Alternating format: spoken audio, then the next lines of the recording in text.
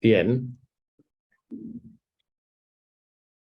Tengo a toda mi gente de la mesa. Jazmín, Victoria, Andrés y Raúl. Ahí está.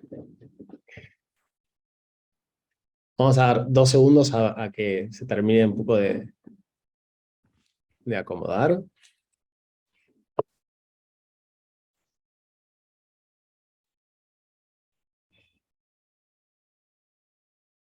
Bueno, ahora que estamos ya en esta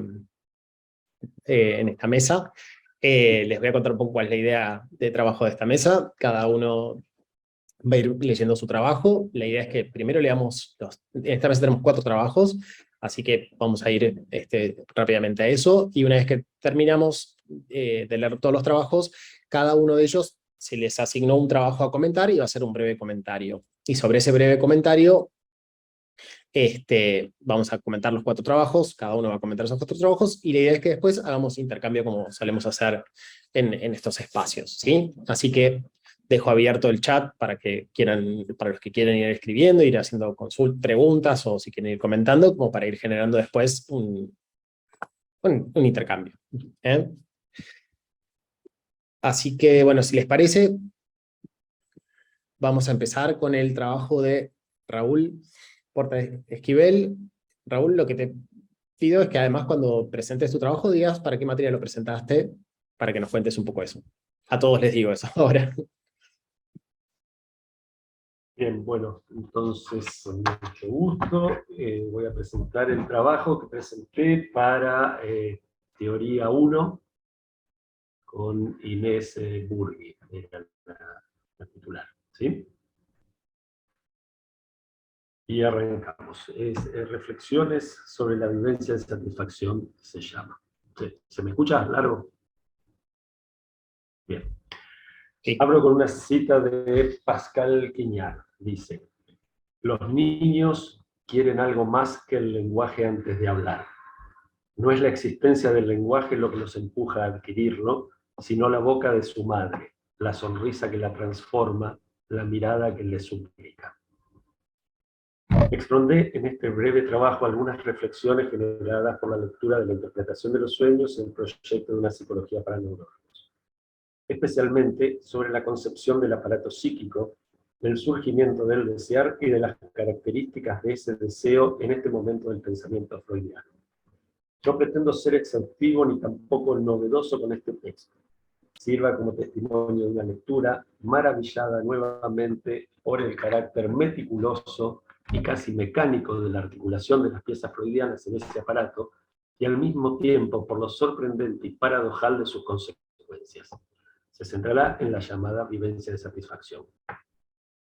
Encontramos la descripción de un aparato psíquico compuesto por instancias que poseen una orientación espacial y temporal, recorridas por montos de excitación o cargas de energía. La función primordial del aparato consiste en descargar esos montos de energía o mantenerlos los más bajos posibles. Se basa en el modelo del arco reflejo, con un polo perceptivo abierto a los estímulos exógenos o endógenos, y un polo motor que permite la descarga de la excitación. En ese recorrido se generan las huellas mnémicas asociadas por contigüidad, semejanza y otros motivos que se agrupan de acuerdo a facilitaciones entre ellas. Percepción y memoria se fluyen entre sí. Acéptese este brevísimo resumen como introducción al punto sobre el que hará hincapié este texto: la vivencia de satisfacción como modelo del desear y del surgimiento del aparato psíquico. Tenemos entonces un aparato psíquico rudimentario, casi inexistente, o supongámoslo en su mínima expresión, cuya función consistiría en mantenerse libre de estímulos, pero se ve afectado por el apremio de la vida en la forma de las necesidades corporales, hambre, sueño, calor, etc. En este punto se accede a la motilidad pretendiendo la descarga por la vía de la alteración interna. Llorar, berrear, moverse, acciones todas que resultan infructuosas. Lo comprendemos. Este aparato psíquico en ciernes, con su correlato somático, el futuro cuerpo, se encuentra inerme, incapaz de producir por sí mismo el descenso de esa excitación displacentera. Se encuentra en estado de indefensión. Entonces, es por la vía del cuidado ajeno que se produce la acción específica que cancela provisionalmente el estímulo interno produciéndose así la vivencia de satisfacción. De esta experiencia surge una percepción, cuya imagen mnémica queda asociada a la disminución de la excitación interna, la futura pulsión. Por lo tanto, y siguiendo el esquema del aparato psíquico como un arco reflejo con vías facilitadas que tienden al camino más corto para descargar la atención, la próxima vez que surge el aumento o la tensión interna, merced al enlace establecido en las huellas mnémicas, se establecerá una emoción psíquica que querrá investir de nuevo la imagen mnémica de aquella percepción que alivió originariamente al aumento de la excitación. Entonces el deseo consistiría en este recorrido por las huellas mnémicas tendiente a reinvestir alucinatoriamente un recuerdo. Como lógicamente la satisfacción no se produce, no se calma la tensión, la necesidad perdura.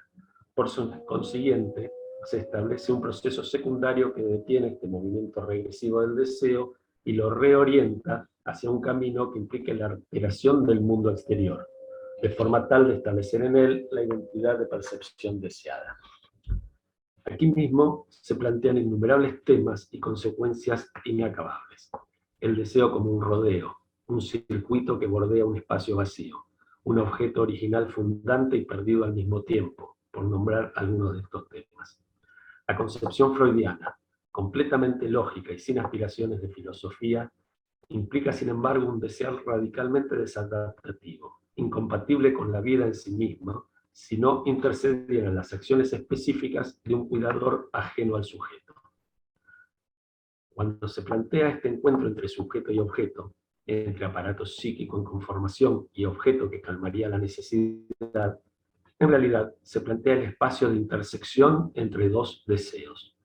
Quiero decir, ese objeto no es simplemente un objeto, ni solamente un objeto adecuado, aunque en parte debe serlo, sino que queda para el pobre organismo, sino que lleva consigo todas las cargas, marcas, afectos y variables de la persona que lo encarna parcialmente.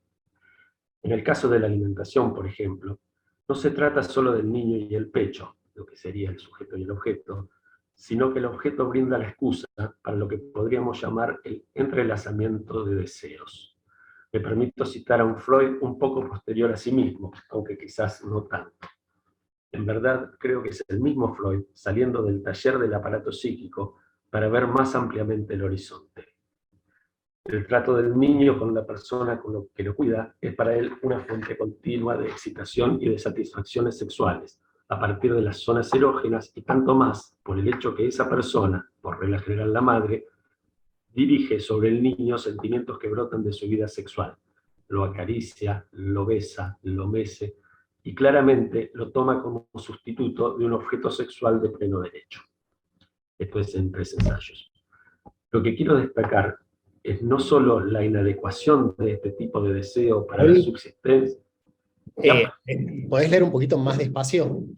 Por supuesto, voy a intentar. Lo que quiero destacar es no solo la inadecuación de este tipo de deseo para la subsistencia de ese cuerpo que debe adaptarse al mundo, sino además lo complejo de ese objeto de satisfacción, que no es objeto, que está perdido, y que además es complejo, múltiple, dinámico, vacío, abierto a interpretaciones, sede de interacciones, ocasión y escenario para la trágica comedia de enredos de la vida. En este recorte que propongo de la interpretación de los sueños, la interpretación de los sueños aspira a una limpieza platónica en su descripción del funcionamiento de una maquinaria, de un aparato. Cuando lo leo, imagino a Freud no tan solo como retorno de lo reprimido de la época victoriana, sino como pleno hijo del positivismo y de la revolución industrial. El aparato psíquico pretende ser un artefacto en funcionamiento. Y sin embargo, esa aceitada maquinaria hunde desde el comienzo sus engranajes en la tibia desprolijidad vital de lo encarnado. Está arreglado, sí, pero es indeterminable. Además, Freud ubica en esta vivencia una importantísima función secundaria, el entendimiento, según Echeverry, o la comprensión y comunicación con el prójimo, según López Ballesteros. Por lo tanto, la indefensión original se vuelve así la fuente primordial de todos los motivos morales. Reservo para futuros trabajos las conclusiones que podrían extraerse de esto. pero no quería dejar de señalarlo. Pensemos, por ejemplo, o pienso yo, por ejemplo, en Winnicott y en los trabajos de privación y delincuencia. Finalmente, cedo la palabra y convoco en mi ayuda a otro autor para que exprese homólogamente su asombro ante lo impredecible de introducir otro en escena, tal como ingresa a partir de los cuidados ajenos, que no son solo cuidados, en la acción específica de la vivencia de satisfacción, a la que le sobra mucho por fuera de su núcleo de especificidad. Comenta Jorge Luis Borges en el texto del Pudor de la Historia sobre una frase enigmática que llamó su atención. Cito: "He brought in a second actor", trajo un segundo actor. Me detuve, comprobé que el sujeto de esa misteriosa acción era Esquilo, y que éste elevó de 1 a 2 el número de los actores. Originariamente, un solo actor compartía la escena con los individuos del coro. El drama corrió el albur de ser invariable. Esto pudo ocurrir, pero un día, 500 años antes de la era cristiana, los atenienses vieron con maravilla, y tal vez con escándalo, la no anunciada aparición de un segundo actor. Nunca sabremos si Esquilo presintió, siquiera de un modo imperfecto, lo significativo de aquel pasaje del 1 al 2, de la unidad a la pluralidad y así al infinito. Con el segundo actor entraron el diálogo y las indefinidas posibilidades de la reacción de unos caracteres sobre otros. Un espectador profético hubiera visto que multitudes de apariencias futuras lo acompañaban. Hamlet y Fausto, y Sigmund y Macbeth y Peer Gynt, y otros que todavía no pueden distinguir nuestros ojos. Intento utilizar palabras de mi amigo para transmitir poéticamente la insondable maravilla que me produce la formación enigmática y en un punto indiscernible de las constelaciones psíquicas de cada subjetividad en particular y del aparato psíquico en su generalidad. Espero haber dado cuenta de mi lectura y comprensión del mecanismo de formación del aparato psíquico y del deseo propuesto por Freud, y al mismo tiempo de las paradojas que éste implica, y de lo sutil, explosivo y asombroso del entretejido de fuerzas y de deseos con el que trabajamos y que se requieren para conformar un sujeto. Cierro apelando a otro autor, que de alguna manera hace reverberar lo inaprensible que habita en estos textos freudianos y en la estructura del deseo. Pongo a Freud y a Borges frente al espejo de Pascal Quignard, quien dice: la libertad no forma parte de la esencia del hombre. El desamparo originario le impone a la supervivencia del pequeño que acaba de llorar cuidados, limpieza, socorro, alimentación, protección. Es decir, el desamparo originario impone los otros a quien no ha tenido ninguna autonomía en su concepción.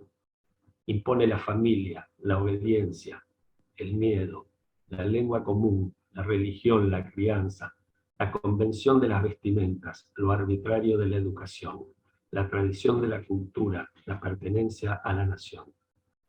Toda esa ayuda extraña hunde al niño en una mezcla de amor y de odio, en una mezcla de admiración y de herida. Desear al otro y a la vez ser deseado por él. Desear el deseo de cada uno. Habrá que decir, o habrá tal vez que decir: por suerte todo esto se impone, peor es nada, y con todo lo impuesto, y ese exiguo margen de libertad no esencial y variable para cada uno, se escribirá o borroneará la historia de cada sujeto. Muchas gracias, Raúl. Muy lindo. Gracias. Bueno, vamos a seguir. Ahora sigue Victoria Sibori, que nos va a leer su trabajo. Victoria, también contá para qué materia, un poco eso, y te escuchamos. Hola, ¿qué tal? Bueno, yo escribí este trabajo para la materia de Psicopatología 1, para Mariu. Así que bueno, cuento un poco. Es un paciente de 25 años. Bueno, empiezo a leer. En este trabajo expondré una viñeta clínica con el fin de pensar algunos conceptos que se trabajaron a lo largo de la materia, articulando la práctica clínica con lo teórico. Matías es un paciente de 25 años del interior de Buenos Aires. Llega a consulta porque no goza cuando tiene relaciones sexuales. Dice que nunca pudo eyacular con una pareja. Relata un abuso por parte de un tío político a los 6 años, en forma desafectivizada, catártica, sin ligadura. Este hombre, Miguel, lo tocaba en las reuniones familiares. Él se pregunta cómo es que nadie se daba cuenta. Tiene un hermano mayor y sus padres están juntos. Siempre vivieron en la casa de la abuela materna, lugar al que llamaban la vidriera, no solo porque todo estaba expuesto y la información circulaba sin pudor, sino porque vivían varios parientes en esta misma casa. En el 2020 se van de vacaciones con la familia de Miguel.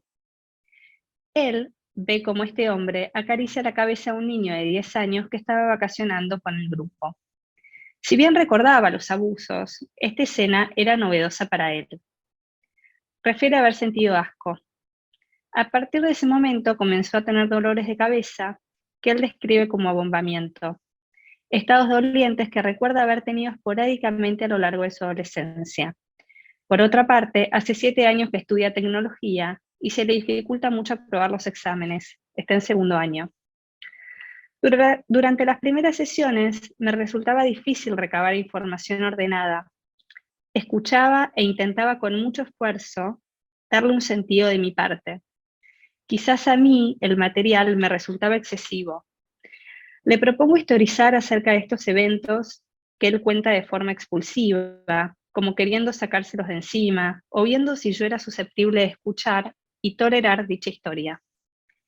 Era necesario crear un vínculo lo suficientemente permeable para empezar a trabajar dichas cuestiones. Relata varios episodios que lo marcaron. De los 8 a los 16 años tuvo relaciones con un primo, por parte de la madre, que comenzaron como una exploración. A los 14 años, la madre los encontró en pleno acto sexual en la pileta. A esa misma edad, recuerda estar masturbándose con la puerta del dormitorio entreabierta y ella mirándolo. Escena que evoca algunas veces durante la autosatisfacción, por lo que no se permite fantasear, sino que prefiere mirar videos para no encontrarse en la escena. Pensando todos los episodios relatados por Matías, se me ocurre, más que un solo hecho traumático, pensar en el trauma como sumación. Freud describe los traumas psíquicos. En calidad de tal obrará toda vivencia que suscite los aspectos penosos del horror, la angustia, la vergüenza, el dolor psíquico. Y desde luego, la sensibilidad de la persona afectada. Dependerá que la vivencia se haga valer como trauma. No es raro que en la histeria corriente hallemos, en lugar de un gran trauma, varios traumas parciales. Unas ocasiones agrupadas que solo en su sumación pudieron exteriorizar efecto traumático y forman una trama en la medida en que constituyen los capítulos de la historia del padecimiento.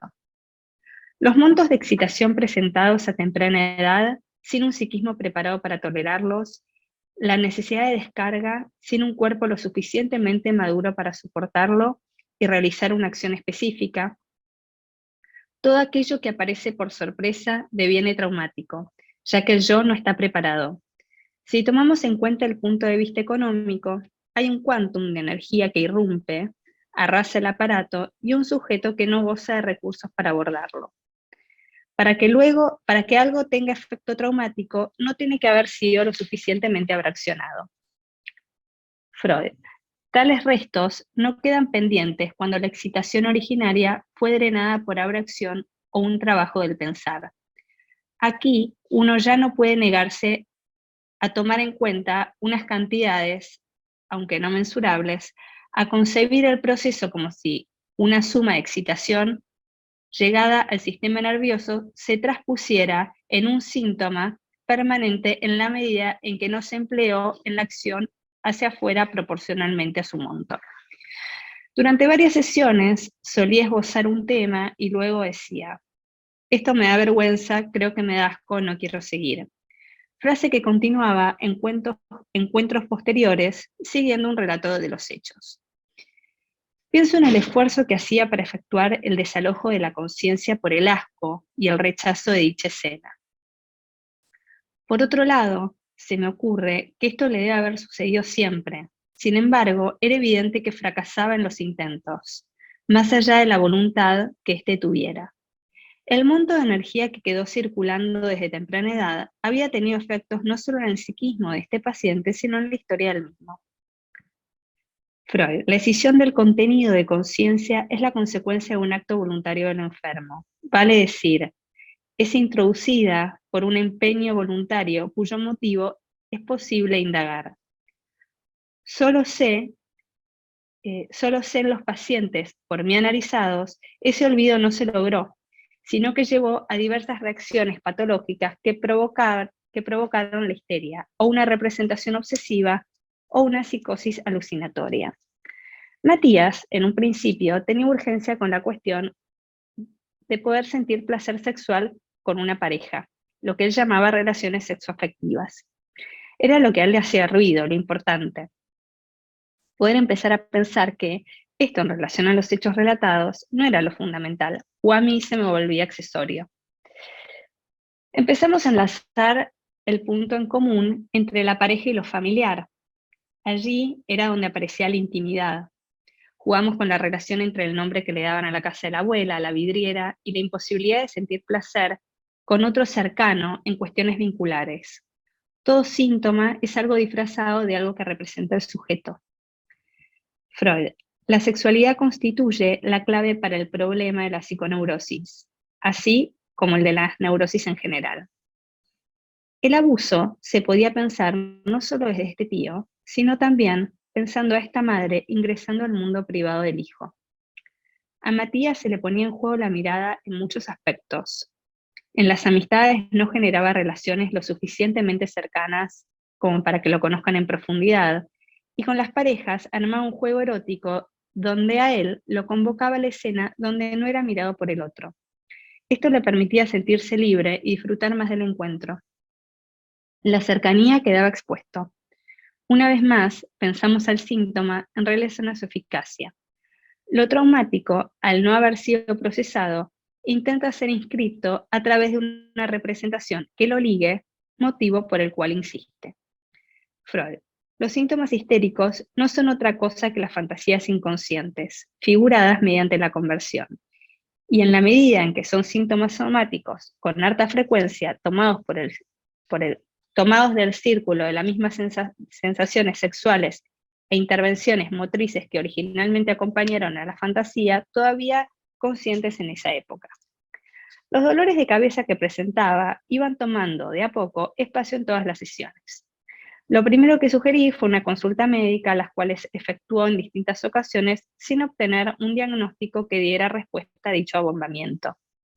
Al mismo tiempo, sus asociaciones tenían que ver con la preocupación que siempre le generó el estudio y con la cantidad de medicación que tomaba por el HIV. Había que pensar en su historia, descubrir la singularidad.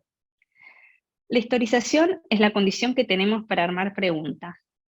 El estudio en edad escolar o en la universidad requería un monto de energía con la que él no contaba.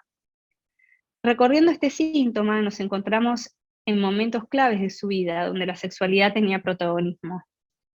Todo lo que sucede en el cuerpo tiene marca en lo psíquico. El síntoma va al cuerpo, en este caso sus dolores de cabeza, pero tenemos que pensar en algo de lo simbólico. Sabemos que la histeria no entiende anatomía, tiene que ver con un cuerpo erotizado. Hubo algo intolerable para el yo y apareció la defensa.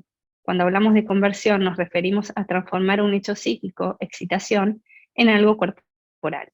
Freud. Como resultado del conflicto, la representación erótica reprimida, que forzaba el desalojo de la asociación y el afecto a ella adherido, fue aplicado para elevar o reanimar un dolor corporal presente de manera simultánea, o un poco anterior. Era, pues, el mecanismo de una conversión con el fin de la defensa. A diferencia de él, a mí se me ocurrían que sus dolores tenían que ver con la cantidad de escenas a tramitar. Todas estas asociaciones se ponían en juego en la sesión, enlaces que nos llevaban a otros y así sucesivamente.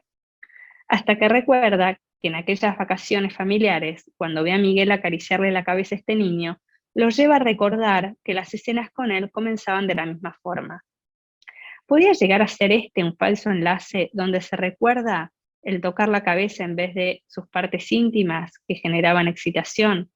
Lo claro es el desplazamiento. Freud, a muchos recuerdos los encontramos, por así decir, en un primer estadio de la represión. Se presentan aquejados por la duda. Algún tiempo después, esa duda habría sustituido por un olvido o un falso recuerdo. Después, en el curso del tratamiento, el enfermo aporta lo que se había guardado o se le había ocurrido, por más que siempre lo supo.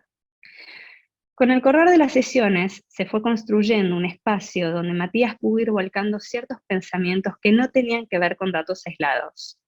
Me pregunto si los primeros encuentros tenían característica de método catártico, y a medida que Matías se fue instalando en el espacio, se pudo empezar a trabajar con la abreacción, donde hay un comercio de vía asociativa. Un primer acercamiento a la elaboración, posibilidad de ligar situaciones, ponerle un cauce. Quizás la dificultad que encontraba para escuchar dicha historia tenía que ver con la modalidad de descarga que presentaba el paciente al hacer los relatos. Mis preguntas con este paciente tornan alrededor de los mismos temas. ¿Era tal el exceso psíquico con el que contaba que necesitaba depositarlo sin pensar lo que causaría en el otro? ¿Contaba con ese registro? ¿Será que a mí me resultaba intolerable escuchar tanta sexualidad de manera cruda, sin afecto alguno? Estas fueron algunas de las cuestiones, algunas de las preguntas que me llevaron a escribir acerca de este material. Lo cierto es que después de algunos meses, Matías me preguntó si el diván era para contar cosas que le daban vergüenza. Decidí no contestar con la palabra, me miró con complicidad, haciendo alusión a acostarse, y asentí. Se tiró y comenzó a hablar. Quizás algo de lo que yo le estaba devolviendo, con mi mirada, lo obturaba a asociar, a pensar más allá de los hechos concretos. El tiempo, el vínculo y la espera a que aparecieran esbozos de lo inconsciente para trabajar eran algunas cuestiones que yo debía tener en cuenta para que mi impaciencia no lo abrumara. Tal vez estas preguntas que me llevaron a pensar nuevamente este caso se me hayan jugado en cada relato y en cada detalle. Muchas gracias, Victoria. Bueno, ahora vamos a seguir con Jazmín Tabacman. Jazmín, te escuchamos y contanos un poco para qué material lo presentaste. Bueno, también este trabajo lo presenté para Psicopatología 1 con Mariu. Voy a presentar el caso de una paciente de 23 años.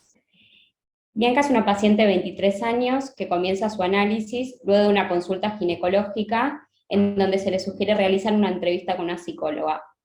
Llega la ginecóloga presentando una menorrea de 6 meses de evolución y una gastroenteritis también con los mismos meses. Jazmín, un poquito más lento. Dale. Este mismo síntoma había provocado una disminución abrupta y total de las salidas con pares. Tras descartar patología orgánica mediante diversos estudios ginecológicos, la médica decide indicarle un espacio terapéutico, ya que consideraba que su malestar podría deberse a algo del orden psíquico más que médico. La paciente realiza la consulta, pero aún así con cierta desconfianza, sin considerar que podría serle de utilidad. Durante la primera entrevista, la paciente refiere que una vez de pequeña había realizado algunas sesiones con una psicóloga cuando tenía 6 años, luego de un episodio con el abuelo paterno. Refiere que una noche durmiendo, este le dio un beso en la boca. Le dijo que no le dijera nada a su padre, sin embargo Bianca se lo contó y el padre la fue a buscar. La madre decidió hacer una consulta con una psicóloga para evaluar si aquella situación podría haberle generado o no un trauma, por palabras dichas por ella, y por indicación no ve más al abuelo durante algunos meses. Años más tarde, la madre le comentó a Bianca que la psicóloga había determinado que la situación con el abuelo no había sido un trauma para ella al momento actual, pero que posiblemente en la adolescencia podría tener consecuencias, siendo un posible rechazo hacia las figuras masculinas.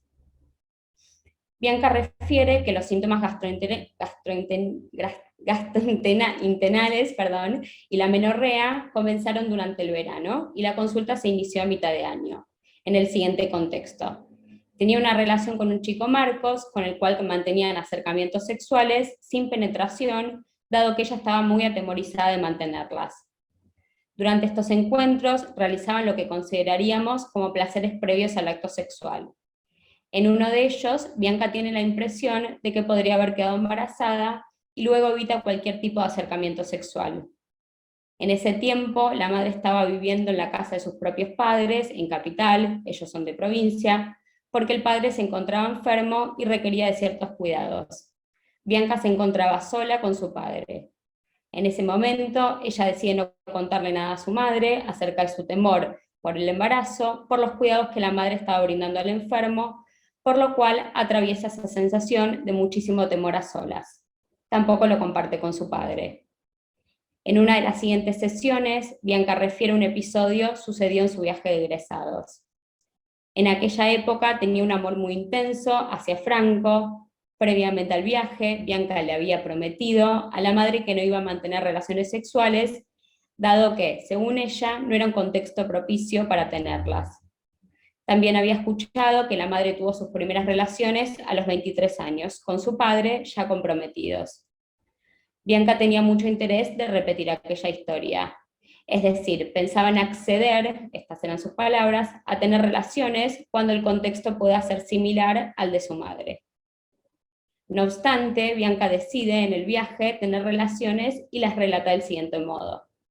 Me sentí una muñeca. Sentí que Franco quería meter su coso adentro mío solo para acabar él y no le importó cómo me sentía yo. Él solamente se fijó en él. Me sentí tan mal que él terminó y no pude decir nada. En lo que siguió al viaje, Bianca no manifestó enojo ni frustración por lo sucedido, sino que siguió interesándose por Franco. Al regreso del viaje, un amigo en común le muestra un mensaje en el que Franco se burlaba de ella. Aquella situación generó en ella una nueva lectura de lo sucedido. Comenzó a pensar que Franco la había usado para sacarse las ganas y nunca le importó realmente. Al momento de la consulta, se evidencia que Bianca presenta una relación simbiótica con la madre, con quien comparten confidencias y se consideran mejores amigas. Bianca refiere: con mamá somos muy pegotas, porque Nico, el hermano, vive en lo de los abuelos y papá se la pasa trabajando todo el día. Ella es ama de casa, me acompaña en todo, y con lo de los médicos fue igual. Por eso le debo mucho, se angustia. Aunque no siempre podamos económicamente, ella me dice que los médicos míos son lo más importante y la prioridad de la familia. Ella siempre está conmigo. La describe como alguien abocada al cuidado de la casa, exclusivamente, con una vida social excesivamente restringida y completamente pendiente del cuidado de sus hijos. Bianca presenta disconformidad con su imagen corporal y previamente a las pocas salidas que tiene con pares, se angustia mucho porque no se siente cómoda con la ropa. Refiere tener crisis, como ataques de llanto, en donde la madre la ayuda y finalmente opta por quedarse en su casa porque no sabe qué ponerse. En primer lugar, es importante considerar cómo se inició el análisis con Bianca. Lo que intentamos hacer juntas fue una historia del síntoma para ir pensando la relación entre las secuencias traumáticas y el síntoma actual. Es un trabajo en conjunto del analista con la paciente poder pensar las diferentes secuencias traumáticas que potencialmente pueden desencadenar en un síntoma, que en este caso fueron la amenorrea y la gastroenteritis. Fuimos pensando en conjunto, pero respetando sus tiempos psíquicos, para generar una experiencia tolerable que fuera diferente a sus experiencias anteriores. Historizar el síntoma es la condición para que pueda surgir una pregunta. Es crucial para acercarnos a un intento de remover los síntomas. Uno de los conceptos centrales para poder pensar esta viñeta clínica es el concepto del trauma, el cual entendemos como un cuerpo extraño que puede generar efectos que perduran aún mucho tiempo después. Una cantidad excesiva que no puede ser tramitada. Hubieron diferentes situaciones que pueden haber tenido el carácter de trauma en la historia de esta paciente, algunas de ellas sofocadas, inhabilitadas en su proceso de reacción. Freud dice en sus primeros historiales clínicos: cuando no se produce esa reacción de palabra o mediante el llanto, el recuerdo del hecho conserva en principio su tinte afectivo. Esto puede encontrar su justificación en el hecho de que no se ha reaccionado frente a un trauma psíquico porque la naturaleza misma del trauma excluía una reacción. Freud dice, si la reacción a un trauma psíquico está totalmente interceptada, el recuerdo de él conserva el afecto que en su origen tuvo. Por lo tanto, cuando no se produce una reacción adecuada mediante la abrección, está dada la posibilidad de que devenga un trauma psíquico. Aquellos recuerdos quedan por fuera de la cadena asociativa. En el artículo sobre el mecanismo psíquico de la histeria, Freud se pregunta, ¿por qué un suceso ocurrido hace tanto tiempo sigue exteriorizando de manera continua su imperio sobre el individuo? ¿Por qué tales recuerdos no se van disipando por desgaste, no sucumben al olvido? Inferimos que existen diversos traumas parciales y que solo a través de su sumación pudieron exteriorizar el efecto traumático y formar una trama. Estos traumas han sobrevenido en momentos de cierta sensibilidad por ser pasibles de una predisposición patológicamente acrecentada. Los diferentes recuerdos se unen y los pequeños traumas que parecían insignificantes también cobran el valor de una posible situación traumática. El caso de Bianca nos lleva a pensar en el trauma sucedido en dos tiempos. Uno que sucede en la infancia y otro en la pubertad. Inferimos que existió un primer tiempo en el cual operó la represión y representación y afecto quedaron separados. Se puso en funcionamiento una defensa frente a la representación inconciliable que es de origen sexual. Una representación o una sensación que despertó un afecto penoso y que la persona decidió olvidarla, dado que aquella representación lo enfrentaba con una contradicción intolerable. Luego, en tanto esa representación queda fijada en el inconsciente, transcurre un tiempo denominado como periodo de latencia o incubación. Desde allí, la ocasión continuó produciendo efectos desde lo inconsciente en la medida en que fueron apareciendo otras situaciones análogas al trauma principal que generaron una cantidad de excitación que hasta el momento actual puja permanentemente para encontrar un camino de descarga. La adolescencia, que se caracteriza por la nueva oleada pulsional, es un momento donde lo reprimido retorna. La progresiva maduración genera que el reclamo sexual se torne muy serio para el sujeto, como podemos pensar que sucedió con Bianca. Freud lo describe en la protón pseudohistérica del siguiente modo. Donde quiera se descubre que es reprimido un recuerdo que solo con efecto retardado ha devenido trauma. Causa de este estado de cosas es el retardo de la pubertad respecto del restante desarrollo del individuo. Freud identifica en estas pacientes que han sido excitables sexualmente de forma prematura por estimulación mecánica y de sentimientos. Freud refiere, en el análisis de cualquier histérica que tenga por fundamento traumas sexuales, uno halla impresiones de la época presexual que no habiendo producido efectos sobre la niña, más tarde cobran como recuerdos una violencia traumática. Así, la producción de los fenómenos histéricos no se cumple al instante luego del trauma, sino más adelante con un proceso de incubación de por medio. Freud dice, en las primeras escenas se creó un contenido de conciencia que, excluido de la actividad pensante del yo, permaneció guardado, mientras que en la última escena una nueva impresión fuerza la reunión asociativa de esos grupos, que se encontraban apartados con el yo. Freud describe la escena actual como una escena auxiliar y traumática, la cual produce efectos tanto por su asociación con vivencias traumáticas preexistentes como por su propio contenido. La conversión se produce luego de un periodo de incubación y no inmediatamente después del trauma, como en el caso de Bianca, en donde la amenorrea y la gastroenteritis aparecen luego de la escena sexual con Marcos, pero como bien vimos antes, alude a más de un significado, condensa escenas anteriores. Nos preguntamos si el episodio con el abuelo puede haberse inscrito como un monto de excitación en una edad temprana donde no había un psiquismo preparado para tolerarlo ni un cuerpo maduro. En definitiva, un yo que no pudo afrontar la situación que resultó excesiva. ¿Será que existió un comienzo prematuro del desprendimiento sexual, aun cuando el psiquismo no estaba preparado para tramitar dicha suma de excitación? Luego, con el advenimiento de la pubertad, sobrevino una oleada pulsional que fue difícil de encauzar. La paciente se encontró en una lucha entre el esfuerzo de la pulsión y una acción contrarrestante de una desautorización sexual. Una pulsión que se caracteriza por el empuje, que se topó una y otra vez, con un psiquismo entrelazado en un pegoteo con la madre, y que a su vez no circulaba en un espacio exogámico, donde pudiera ligar algo de ese mundo de afecto. El síntoma siempre contiene un aspecto de una satisfacción sexual.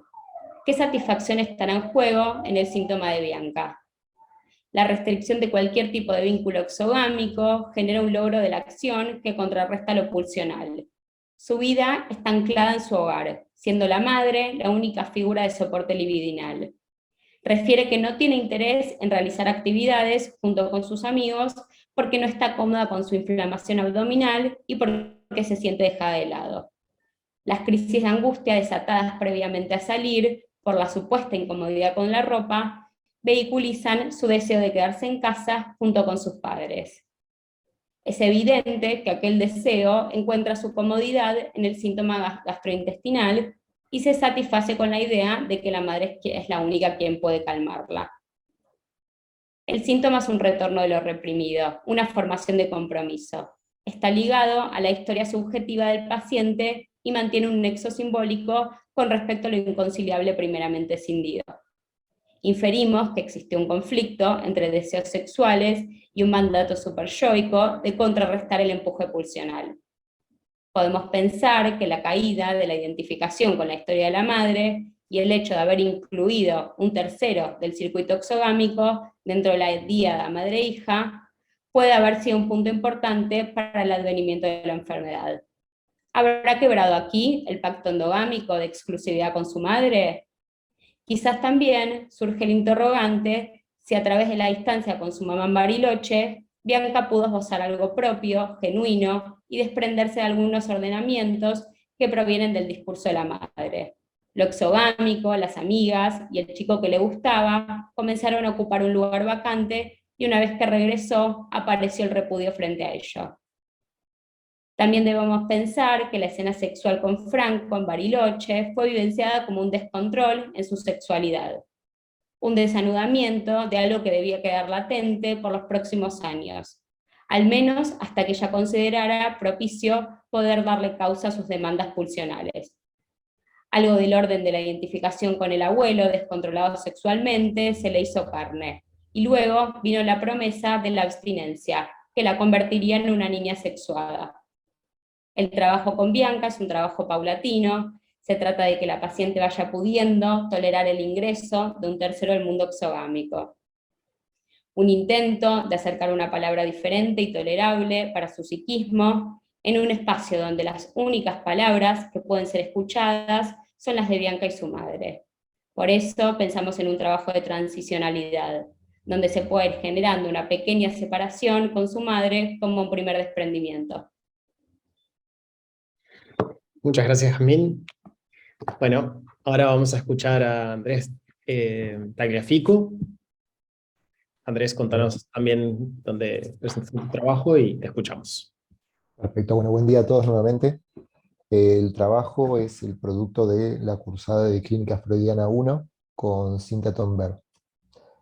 El presente trabajo, aviso de anticipación, si voy muy rápido, por favor díganme porque me dejo llevar a veces. Yo me encargo de eso, no te preocupes. El presente trabajo es producto del recorrido realizado durante el cuatrimestre en torno a textos que comprenden algunos de los primeros trabajos clínicos de Freud, Elizabeth von R., Dora, así como escritos fundamentales en la teoría freudiana como la interpretación de los sueños. Asimismo, en función del material trabajado, se complementan otros textos que refieren a la temática específica de la viñeta clínica que se usó para la articulación. ¿Qué son las transferencias? Son reediciones, recreaciones de las mociones y fantasías que a medida que el análisis avanza no pueden menos que despertarse y hacerse conscientes. Pero lo característico de todo el género es la sustitución de una persona anterior por la persona del médico.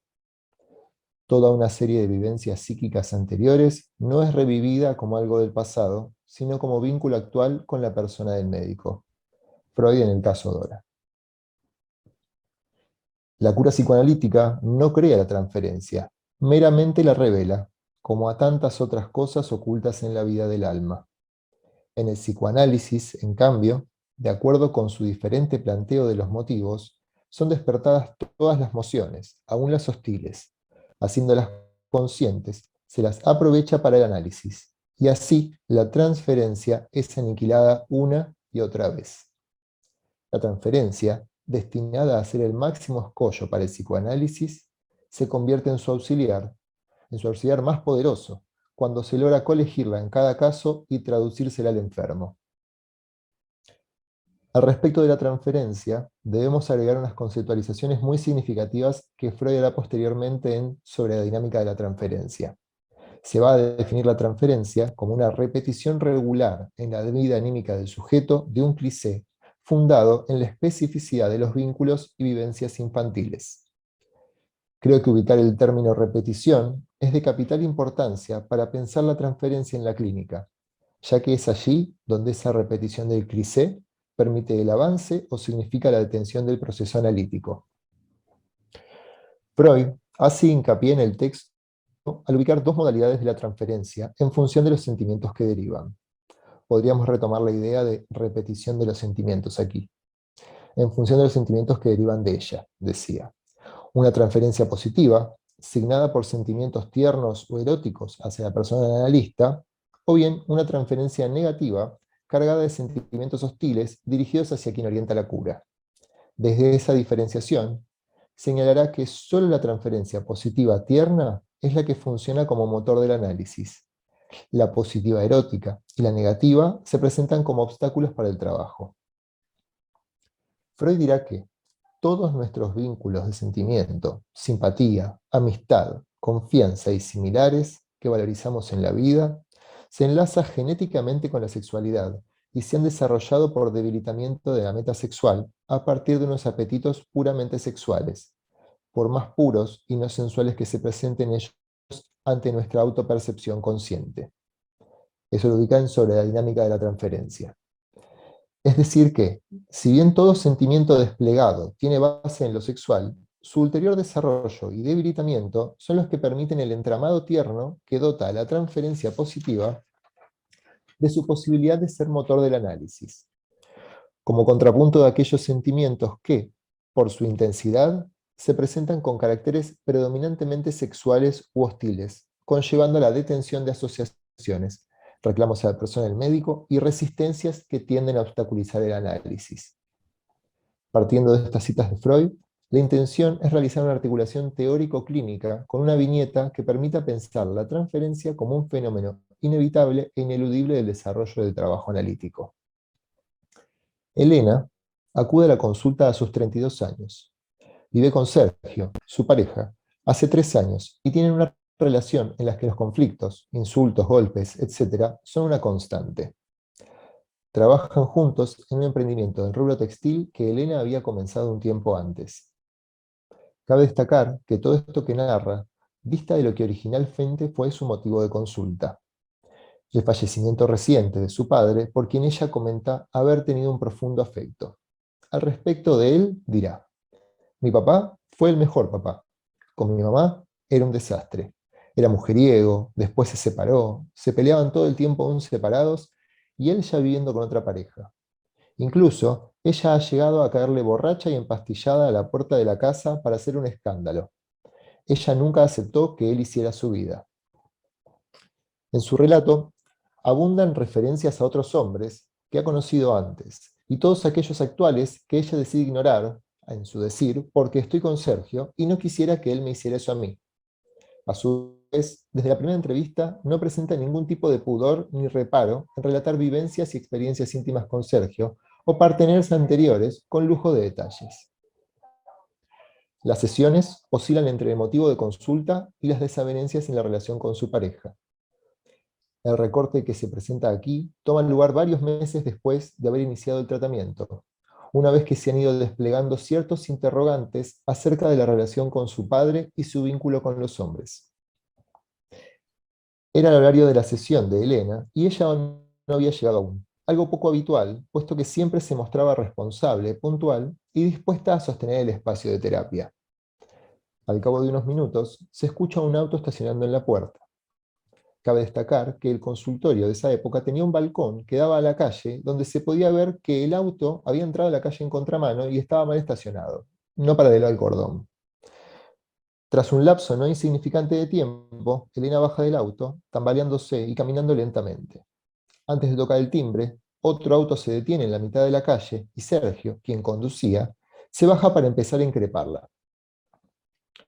Tras abrir la puerta del consultorio, se le indica a Sergio que aguarde afuera mientras que Elena entra para poder hablar. Había tomado varias pastillas de clonazepam. No puede dar cuenta de cuántas, y se le dificulta mantenerse despierta. Tras evaluar la situación, se decide preventivamente no permitirle que se vaya manejando del consultorio, ya que representa un riesgo para ella misma y para cualquier persona que pueda cruzarse por la calle.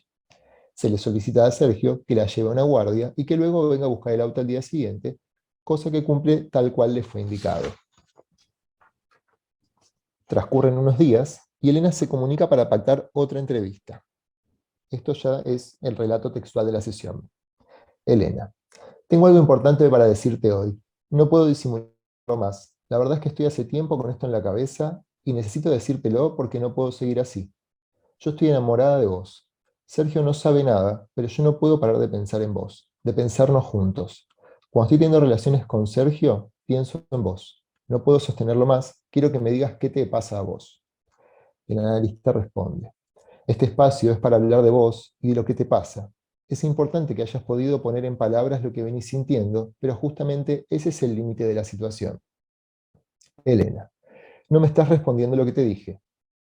El analista responde: parece que lo acontecido la semana pasada fue lo que catalizó la necesidad de hacer esta confesión.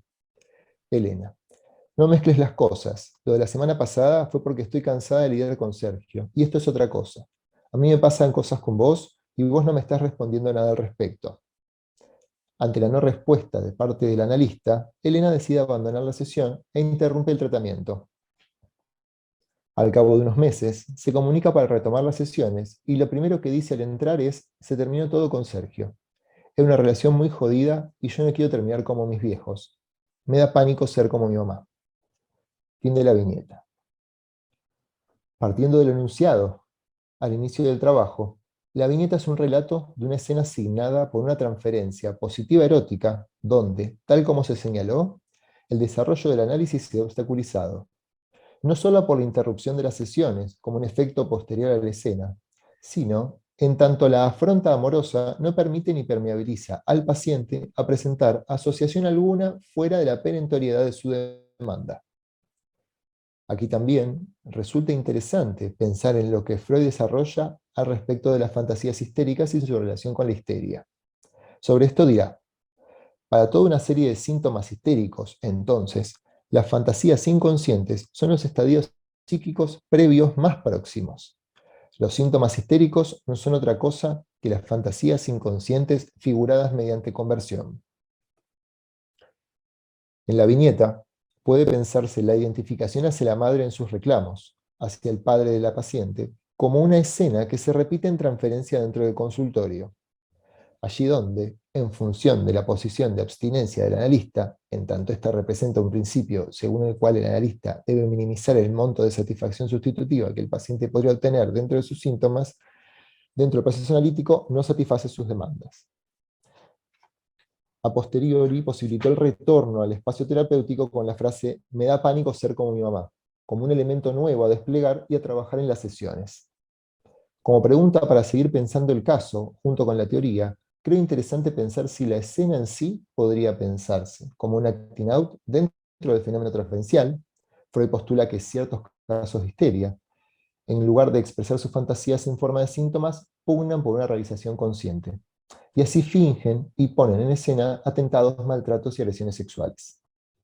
Por último, resulta interesante citar a Freud en el último texto mencionado, donde dirá: todo cuanto puede averiguarse acerca de la sexualidad de los psiconeuróticos se obtiene por este camino de la indagación psicoanalítica, que lleva desde los llamativos síntomas hasta las fantasías inconscientes escondidas. Muchas gracias, Andrés. Gracias. Bueno, ahora ya hemos escuchado los 4 trabajos que tenemos en esta mesa. Como les conté al principio, vamos a avanzar sobre los comentarios que hicieron ellos sobre los trabajos, ¿sí? Estos trabajos van a ser comentados por cada uno, fueron asignados, cada uno se les asigna un trabajo para comentar, es un breve comentario que también sirve como disparador. Y una vez que terminen los comentarios, abrimos, digo, ya hay algunas preguntas y comentarios en el chat, abrimos un poco al intercambio, ¿sí? Si les parece, empezamos con Raúl, que va a comentar el trabajo de Victoria.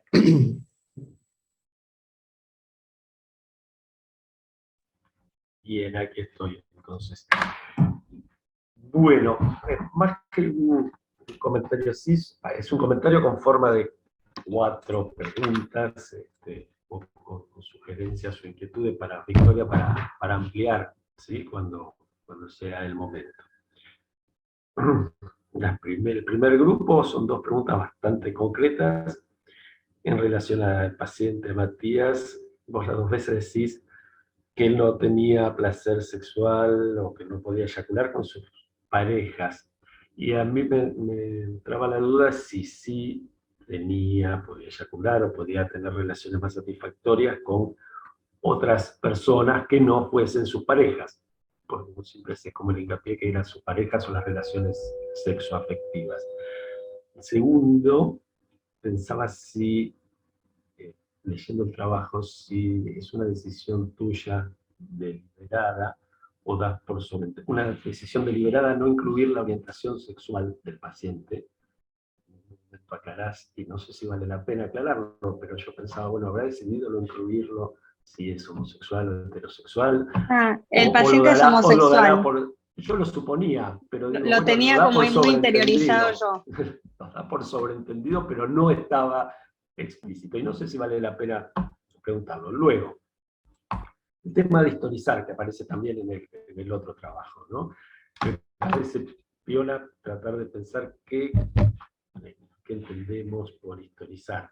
Vos haces como esta cuestión de pasar de la catarsis, de la descarga, a poder historizar, poder escucharse, tomar una posición subjetiva frente a lo que pasó, y en relación sobre todo a este síntoma del abombamiento, de no poder pensar, ¿no? Como la cuestión incestuosa, vos lo tomás del lado de la multitud de escenas, de la cantidad de escena y de excitación, y yo pensaba preguntarte, si esa cantidad se va transformando en sentido a medida que va historizando y a medida que va pudiendo tomar una posición frente a todas estas situaciones, y entonces si eso tuvo efectos sobre su posibilidad de pensar, sobre que se vaya aplacando el abombamiento y vaya pudiendo pensar, más allá de las preguntas que están también ahí en el chat sobre cuál era la bomba.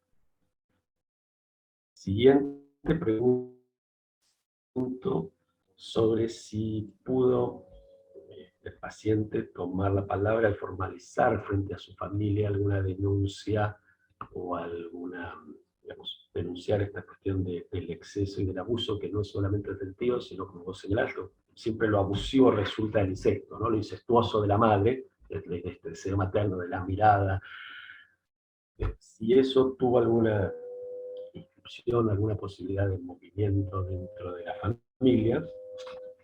Y tercero, o último, no sé qué orden, sobre el final de tu trabajo, que me pareció maravilloso, si lo podés ampliar, el final del trabajo que marca como el comienzo, ¿no? El comienzo y el futuro de este paciente, cuando vos decís que él te pregunta sobre pasar al diván, porque la vergüenza, me parece importante ahí la construcción de la vergüenza. Él venía hablando del asco, vos venís hablando, pero me parece la vergüenza, y vos decís que no le contestás en palabras y que se da una mirada cómplice y él se acuesta al diván para poder hablar, y a mí me parece, y vos decís si tu mirada obturaba previamente.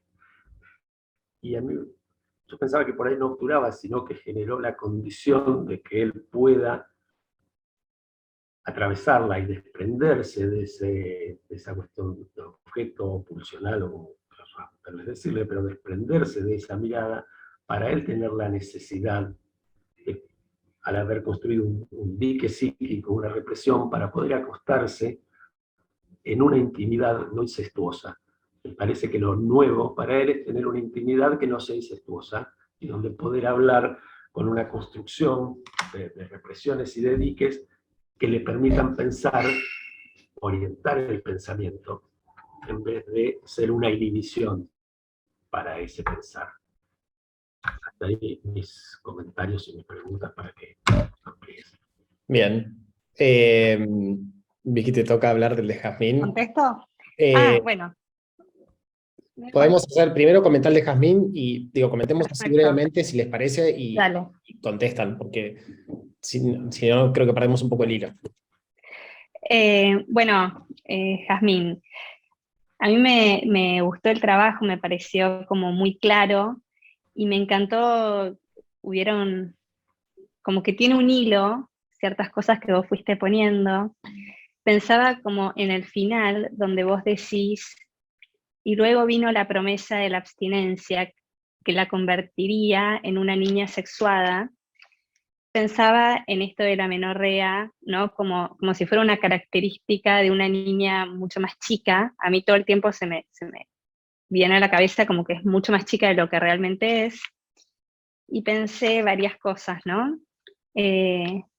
Una, tu trabajo de esperar los tiempos psíquicos, ¿no? De esta paciente para poder ingresar en esa dupla, ¿no?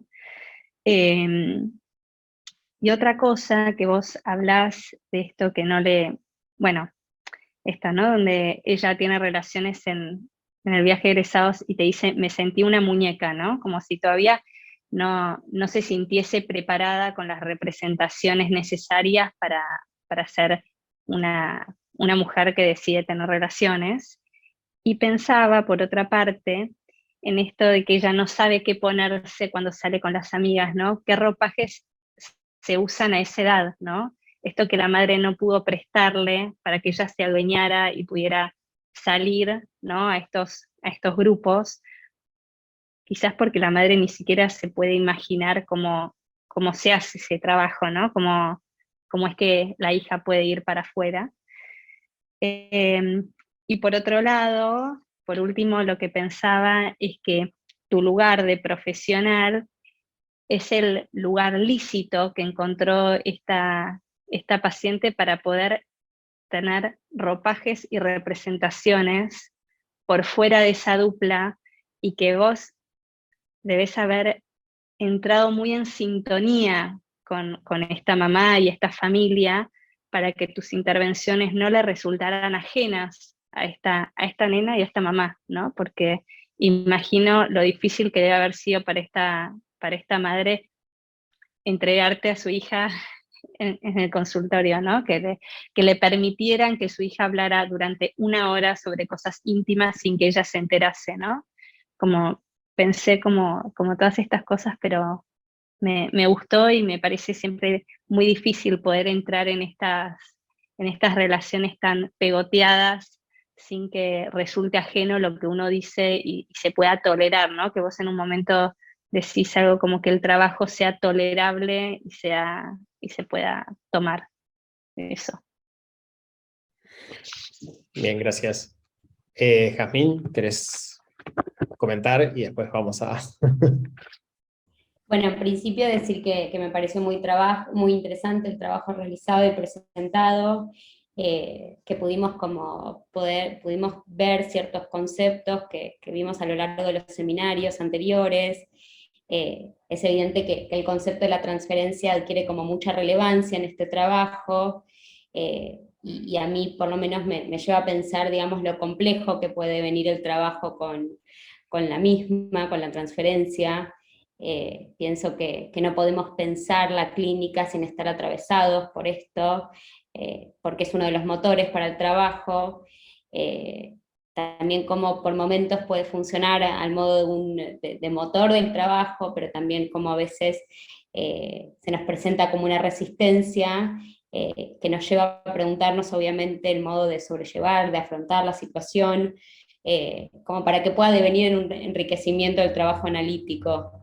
Hemos visto, digamos, en otros seminarios que la transferencia es una reedición y una reactualización de los vínculos infantiles sobre la figura del analista, quien va a recibir e interpretar aquello para poder esclarecer algo de la vida anímica del sujeto.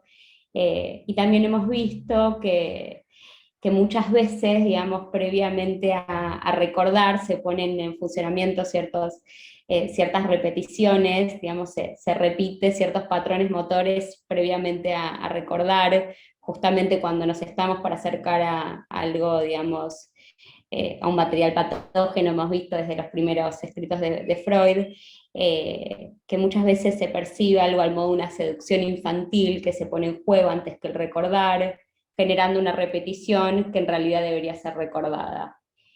También está viniendo. Un comentario ustedes antes de pasar a otro ciclo de preguntas.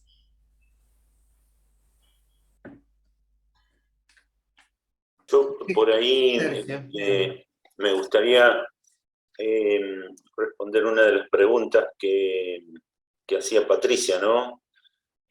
Cómo es el tema de cómo sería esto en los sueños, ¿no? Respecto de las percepciones.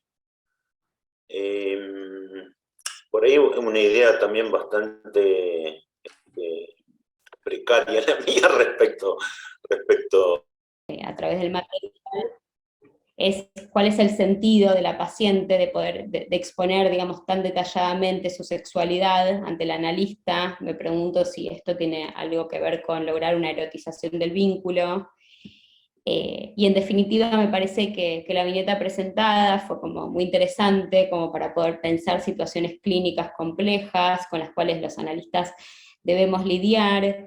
Y bueno, y por eso se valora enormemente como la posibilidad de exponer un material así, de la cual tantas preguntas nos surgen, ¿no? Bien, gracias. Perdón que hubo un error técnico y me sacaron y después ya volví. Bueno, Andrés, ¿querés comentar el trabajo de Raúl? Y así podemos abrir ya al intercambio de las respuestas de ustedes. Dale, buenísimo. Bueno, en principio el trabajo de Raúl me gustó mucho. Bueno, por suerte lo tenía impreso porque, viste, seguir un trabajo de la densidad a veces con la que va planteando Raúl, tenemos la suerte de compartir la cursada, entonces más o menos se entiende el hilo por donde van las cosas, pero la lectura me sirvió bastante para acompañar. Quería como preguntar o señalar dos cosas y después dos detalles que me parecieron como que estaban muy buenos. En primer lugar, cuando toma esta cuestión de la inadecuación de este tipo de deseo para la subsistencia de ese cuerpo que debe adaptarse al mundo, esto inadecuado como totalmente necesario, ¿no? para la constitución de un sujeto, porque esa inadecuación al mundo también es el sujeto, o sea, permanentemente estamos fuera de ese registro de una supuesta adecuación, o sea, es la identidad, diría de algún modo. Entonces me parecía interesante cómo lo planteaba, y justamente ahí, a continuación plantea esta idea de ese objeto de satisfacción que no es objeto, en esta lectura, digamos, de amboseptora, por así decirlo. Es objeto en relación al niño, no es objeto en tanto ese sujeto deseante que sería la madre. Me parece que es interesante marcar esos dos polos, y me interesaba ver cómo lo pensaba Raúl en ese sentido. Me gustó mucho, más a nivel como personal, cómo lo contextualiza el aparato psíquico como este artefacto en funcionamiento en función de, digamos, del contexto de Freud, y esta cuestión de que es hijo del positivismo y de la revolución industrial. Me pareció que estaba muy bueno como lo tomó, y me pareció muy interesante para pensarlo.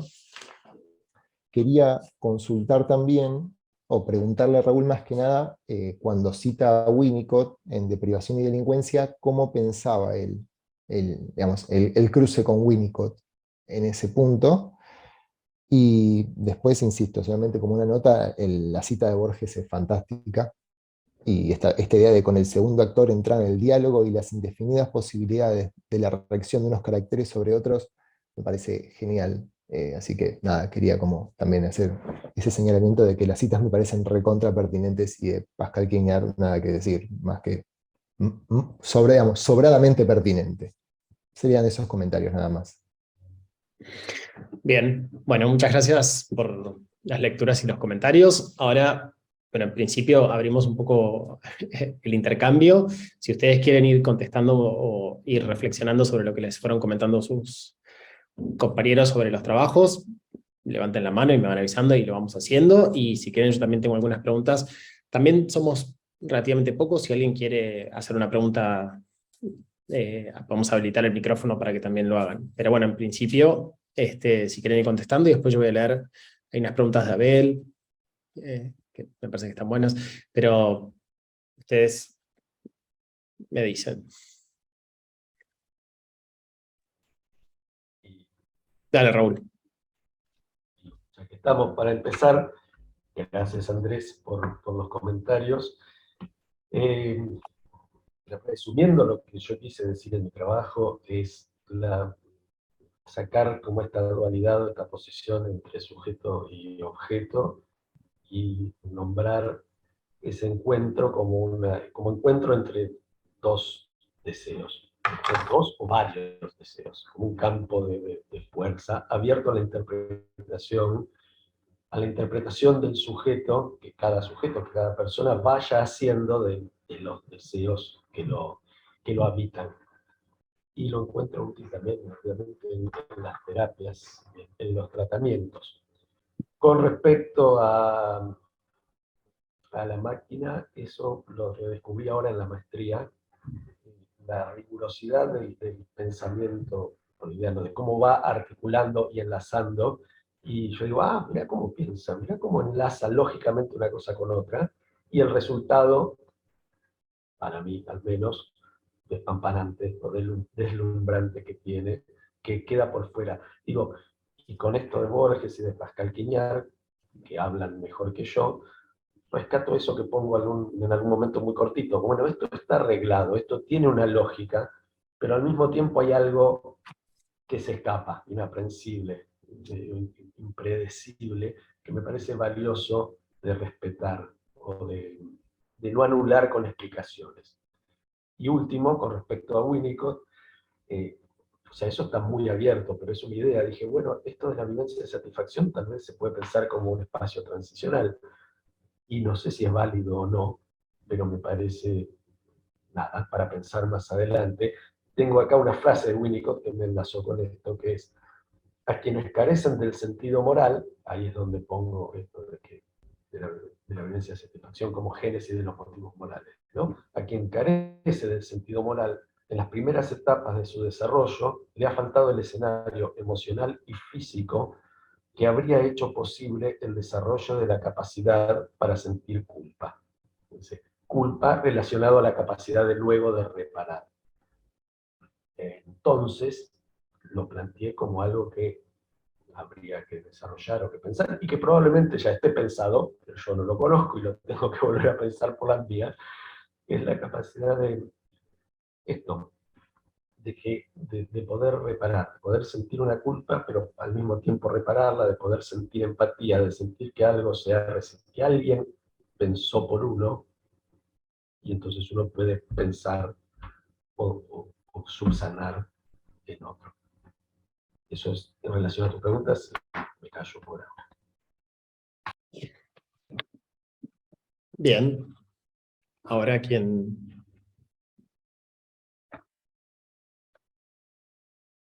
Si quieren, retomo un poco lo que Jazmín más o menos planteaba del trabajo. Bueno, en principio, muchas gracias por la devolución. Me parece buenísima la lectura que haces. Sí, la verdad que el trabajo en todo momento, el foco está puesto en la idea y en el fenómeno de la transferencia como algo que es total y absolutamente ineludible en la clínica, digamos. No hay análisis sin transferencia de algún modo.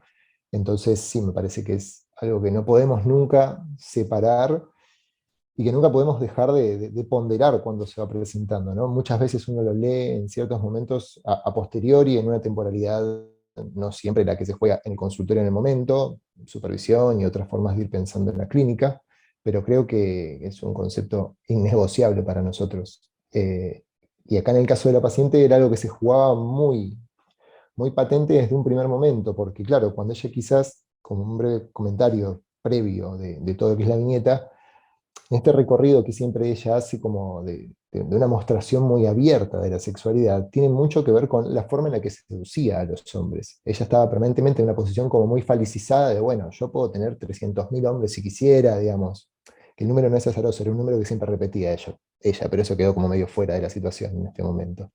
Pero ella siempre lo marcaba y siempre se lo marcaba a todos los hombres. Entonces creería que en ese punto, cuando ella viene a hacer toda esta primera narrativa, o este currículum, por así decirlo, de partener previos, viene a ya empezar a mostrar algo del entramado transferencial, ¿no? De que en principio estaba viniendo en una posición que solo después de toda la escena, digamos, que acontece, se puede empezar a conmover porque ella misma se interpela y se ve de algún modo en este lugar materno, en esa repetición. Eso la verdad que abrió muchísimo el análisis. Es totalmente anecdótico, pero es válido comentar que fue de mis primeros pacientes, entonces fue como un momento de bastante tensión en líneas generales de cómo llevarlo, ¿no? Hubo mucha supervisión, mucho trabajo encima, pero porque claro, en un primer momento cuando uno en los inicios de la clínica confronta con esto, es bastante avasallante cómo manejarse con esa situación. Entonces también me parecía que estaba bueno traer un caso con esa lógica, ¿no? Que marcara a veces las dificultades con las que uno se encuentra en la clínica en los primeros momentos o en esas presentaciones que son como muy hiperpotentes o hipersexualizadas, como este caso. Había una pregunta más, creo que tenía que ver con la sexualidad infantil. Mira, la cuestión de sexualidad infantil es algo que particularmente en ella siempre orbitó en relación a un punto ciego, por así decirlo. Profundizar sobre eso eran momentos de mucha dificultad, de empezar a ausentarse de análisis, entonces siempre quedó como muy ahí entre líneas, pero sí quedó como medio esbozado. Después hubo interrupción de tratamiento después de este momento más adelante, con lo cual se interrumpió el análisis ahí. Eh, pero quedó esbozada esta referencia de que, bueno, sí, había habido un encuentro en principio con un hermano mayor, muy tempranamente, que el padre, en esta lógica de ese hombre que podía todo, como que también lo invisibilizó, y la madre también. Entonces como que nadie dio un lugar a esto de, bueno, ¿qué hacemos con la transgresión? No hubo posibilidad de inscribir algo de eso, de un borde. Pero bueno, no me acuerdo si había alguna pregunta más, creo que iba más o menos por ahí. Bien, si quieren avanzamos. Norberto quiere hacer una pregunta y Abel, tengo varias tuyas en el chat, No, pero si por querés... ahí o que Abel, hay otras previas, digamos. No, pero Abel o también le Leti, planteo a ver si comentarios. las quiere decir él, si las Claro, quiere... por ahí es mejor que las diga. ¿Las leo? Pero te queríamos escuchar, Abel. Bueno, leo las de Abel y pasamos a Norberto. ¿Te parece?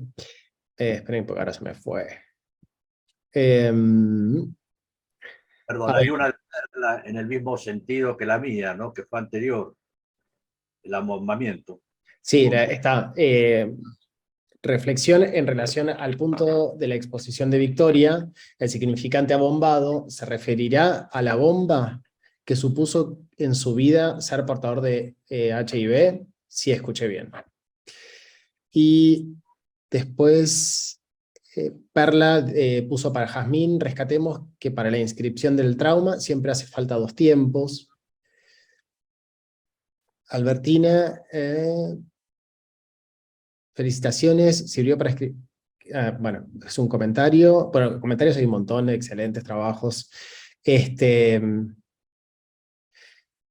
Albertina dice, Jazmín, hacer el escrito te ayudó a representar la paciente en base a los conceptos trabajados. Sandra Borovechik, felicita a todas, un gusto escucharlos. Resumo a veces. Y valora mucho la articulación poética y las viñetas. Eso es algo que está bueno que rescatemos. Abel dice, ¿podríamos pensar a Bianca, presentada por Jazmín, como viviendo en una permanente infancia? La expresión meter tu coso en relación al intento de penetración de Franco es una metáfora pobre y elemental que tal vez sea la nominación infantil del coso del abuelo. La amenorrea podría asociarse con periodos prepuberales y por lo tanto antes de las primeras menstruaciones. Ser una niña eterna. La madre percibida como intrusiva. ¿Respetaba el encuadre terapéutico?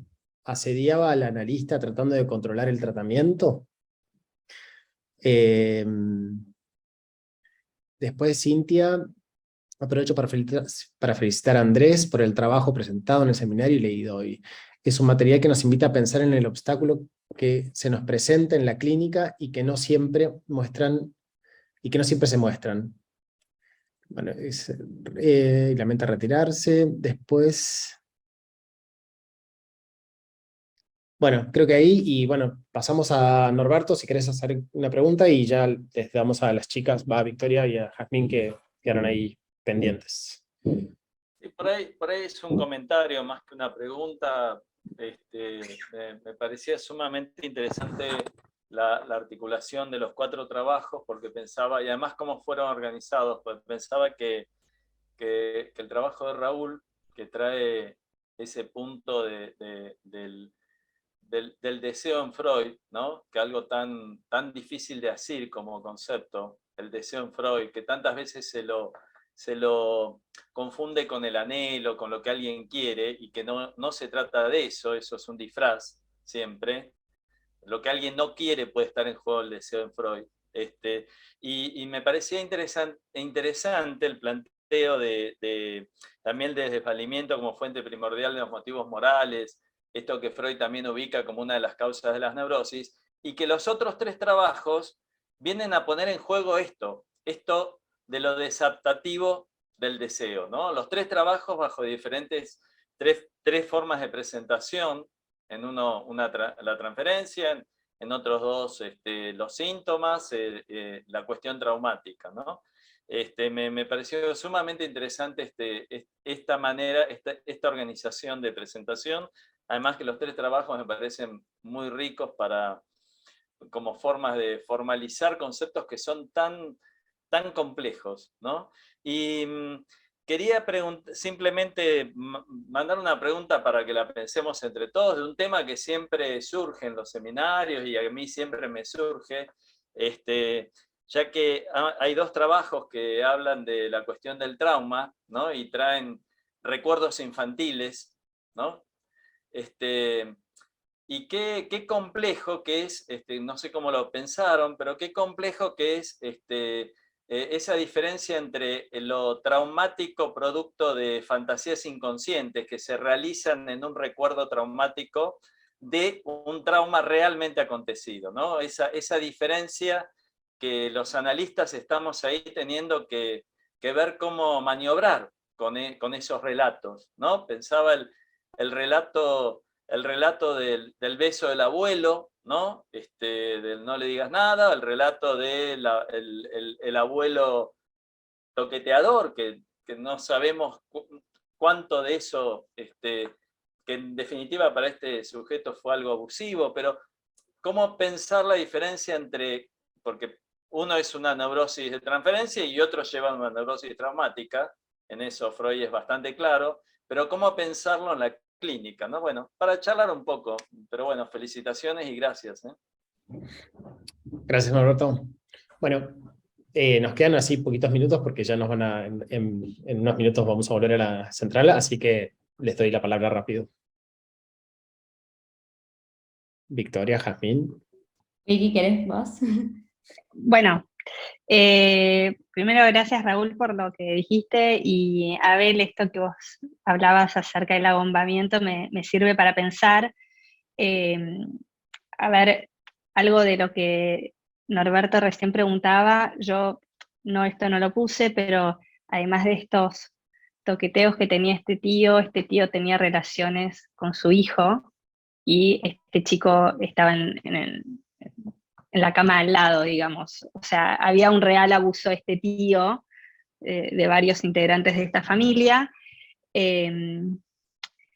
Por otra parte, vos, Raúl, preguntabas algo acerca del diván y de esta posibilidad de lanzarse en un diván con alguien detrás sin que esto sea incestuoso y que él no lo tome de esa forma. Realmente esto yo no lo había pensado, y sí fue así, algo como si este hubiera sido el principio del análisis, y en un principio a mí se me volvía intolerable escuchar tanta crudeza en un relato, él usando el sarcasmo y el humor para poder esbozar algo de esto. Y realmente creo que mis gestos y mi expresión por momentos no eran del todo abstinentes, por lo que esto ayudó a algo del enlace con este paciente, y los dolores de cabeza empezaron a cesar. Yo no los consideré como parte de hablar, porque me parecía que hubiera sido ir a la parte consciente y de pronto poder, no sé, trabajar con con lo que le costaba y con otras cuestiones. No dije que el paciente era homosexual porque lo tengo como... No, lo tengo yo incluido, no fue a propósito en el trabajo. No sé si contesté todo, pero así le dejo tiempo a Jazmín. Sí, sí, lo que vos quieras. Jazmín. Bueno, primero gracias por los comentarios, obviamente todos me llevan a pensar algunas cuestiones, en esto que leía en el chat acerca de la niña eterna, pensaba en que, esto tampoco lo puse en el trabajo, pero el síntoma de la inflamación abdominal, ella lo describió varias veces como que parecía embarazada, tenía la panza de un embarazo, y es interesante porque ella no había tenido relaciones sexuales con penetración, digamos, habían sido otros acercamientos sexuales, pero sin tener penetración. Entonces muchas veces me pregunté si algo de esta idea también era un resabio de las teorías sexuales infantiles, ¿no? Pensar la posibilidad de haber quedado embarazada sin penetración, con una amenorrea, entonces con la panza de embarazada con una amenorrea. Y por otro lado, es la cuestión que acá preguntan si la madre respetaba el encuadre terapéutico. Sí, la verdad que sí, en ningún momento de todo el análisis de esta paciente, que aún continúa en tratamiento y también fue mi primer paciente, como decían por acá, en ningún momento del análisis de esta paciente la madre intervino, sino que eso fue sorprendente, digamos, fue mi lugar convocarla algunas primeras veces, después no tuve más encuentros con ella, sino que simplemente me parecía que era algo que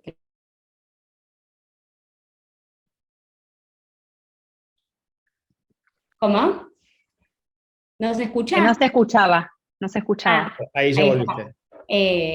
No sé hasta dónde me llegaron a escuchar, pero bueno, quería decir esto, que no había una presencia real, digamos, de la madre en el tratamiento, pero sí había una cuestión, obviamente, de que la paciente estaba atravesada por algunos de los ordenamientos y mandatos de esta madre, de tener que quedarse en casa, de tener que restringir todas las salidas, de tener que ser igualitas.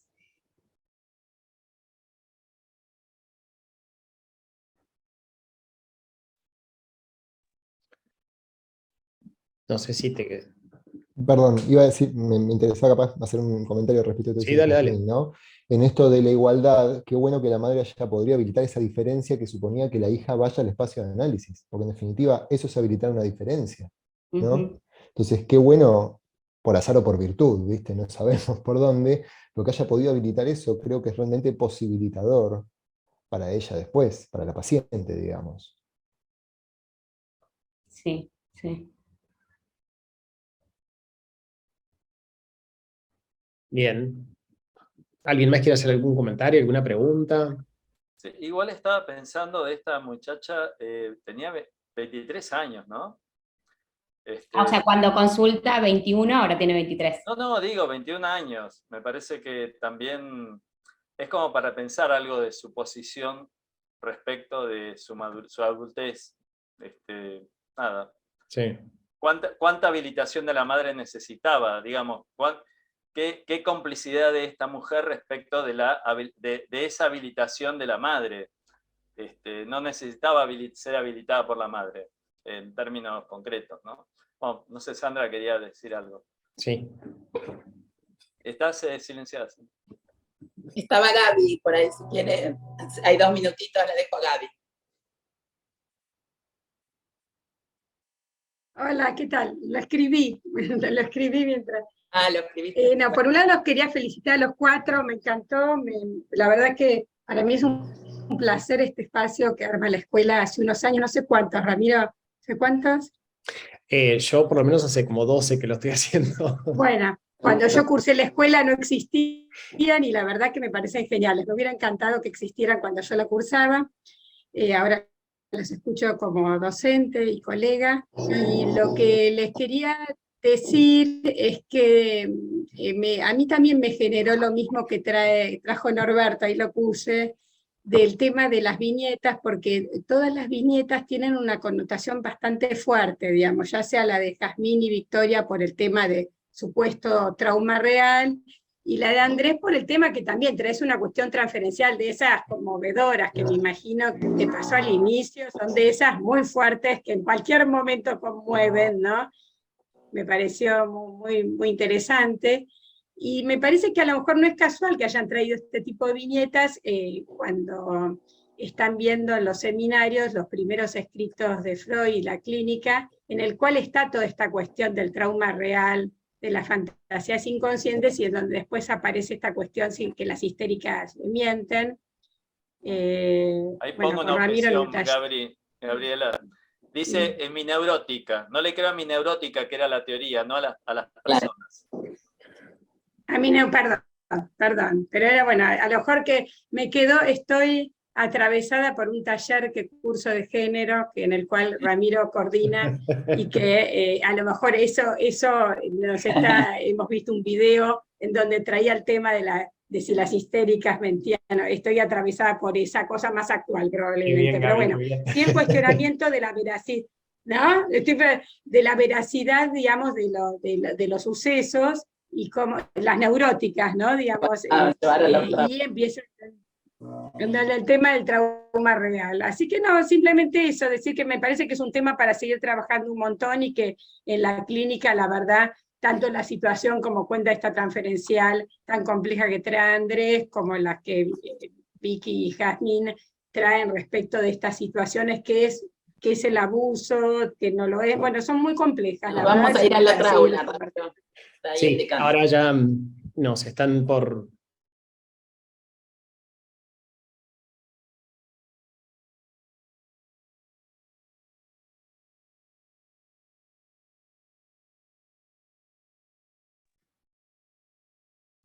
Bueno, creo que ya estamos todos de vuelta. Bueno, la idea ahora, bueno, nuestra mesa la verdad que ha sido muy interesante.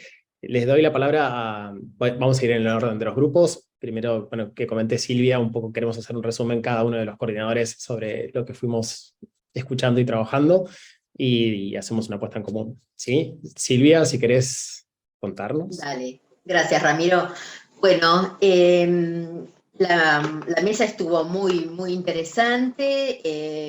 Tuvimos el trabajo de Paula Air, digamos, donde nos contó, en el cual nos contó sobre todo el trayecto de un trabajo analítico de 12 años con una paciente, así que bueno, realmente una oportunidad de escucha singular, donde aparecieron el tema de los sueños, de los deseos y de cierta problemática de la paciente ligada también a la manifestación corporal.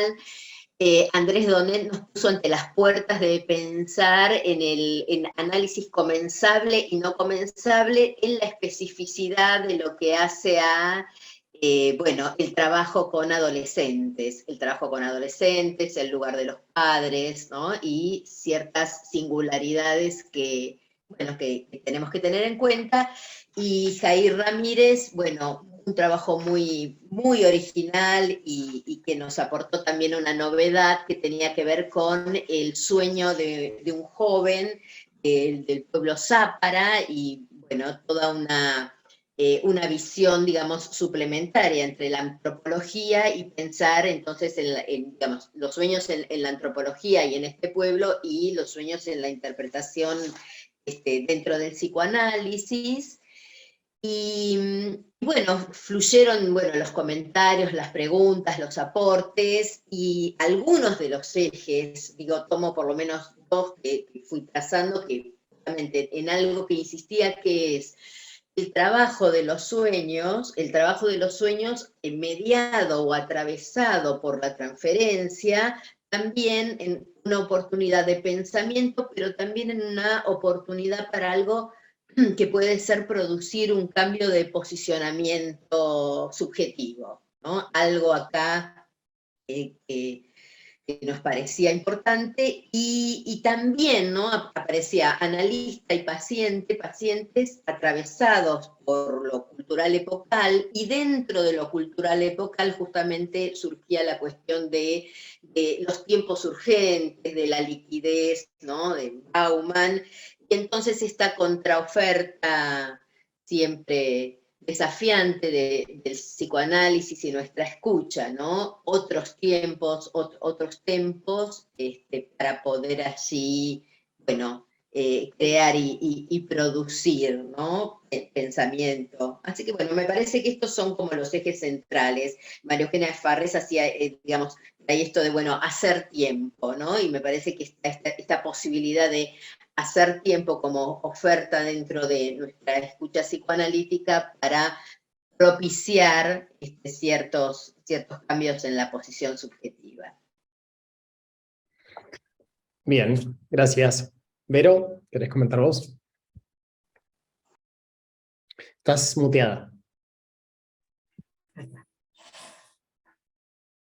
Hemos recorrido básicamente el tema del yo y la realidad, ¿no? Esto destacamos al final, ¿no? Yo y el mundo externo, ¿no? Como instancias valiosas y necesarias de ser pensadas a través de una migrante cansada de estar cansada, traída por Patricia, una señora con problemas amorosos, abandonada por su pareja y por su hijo, en la voz de Augusto, y una mente naciente, con todos los interrogantes que eso implica, en la voz de Sergio, ¿no? En base a eso hemos trabajado temas de carácter, superyo, duelo, constitución del yo, la realidad y la conciencia, hambre y amor en la sede del yo.